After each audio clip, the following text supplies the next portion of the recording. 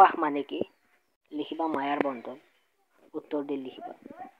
মাধৱদেৱৰ জন্মস্থান কি? উত্তৰ দি লিখিবা লখিমপুৰ জিলাৰ নাৰায়ণপুৰৰ লেটেকুপুখুৰীত। 3 নম্বৰ লিখিবা মাধৱদেৱে ৰচনা কৰা বৰগীতৰ সংখ্যা কিমানটা? এইটো ভালদৰে মনত ৰাখিবা তোমালোকে 191টা। 4 নম্বৰ লিখিবা চুড় শব্দৰ অৰ্থ কি? ছিঙি দিয়া। মাধৱদেৱৰ বীৰচিত কাব্যখনৰ নাম কি? আনসাৰ লিখিবা ৰাজখৰ কাব্য। 6 নম্বৰ হৈছে মাধৱদেৱ কোনজন গুৰুত্বপ্ৰিয় শিষ্য আছিল?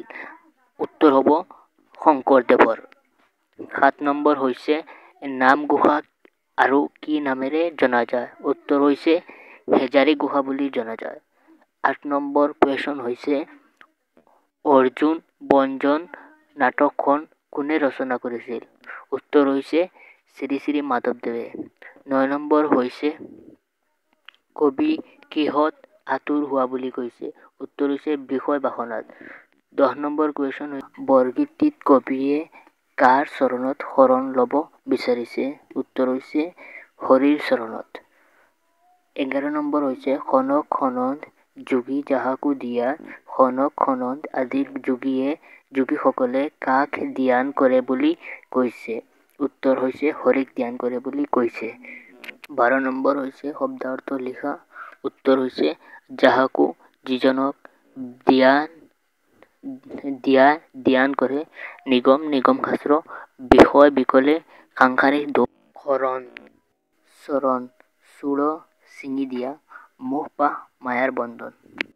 বীৰ 1 নম্বৰ কুৱেশ্যন হৈছে মাধৱদেৱৰ পিতৃ মাতৃৰ নাম কি আছিল?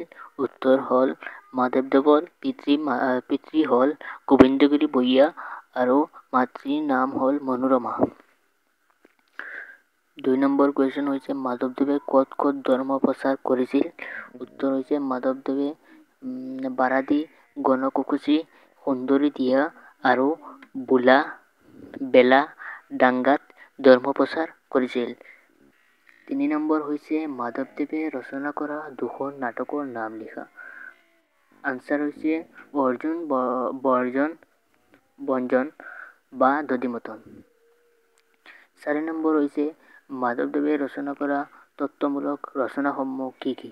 আনসাৰ হৈছে মাধৱদেৱে ৰচনা কৰা তত্ত্বমূলক ৰচনাসমূহ হ'ল জন্ম ৰহস্য ভক্তি ৰত্নাৱলী আৰু নামমালিকা। বৰগীতৰ 2টা প্ৰধান বৈশিষ্ট্য উল্লেখ কৰা। আনসাৰ হৈছে বৰগীতৰ 2টা বৈশিষ্ট্য হ'ল শংকৰদেৱ আৰু মাধৱদেৱৰ দ্বাৰা ৰচিত গীতসমূহেই হ'ল বৰগীত। 2 নম্বৰ হৈছে বৰগীতৰ ভাষা পৰ্যায়ৱলী।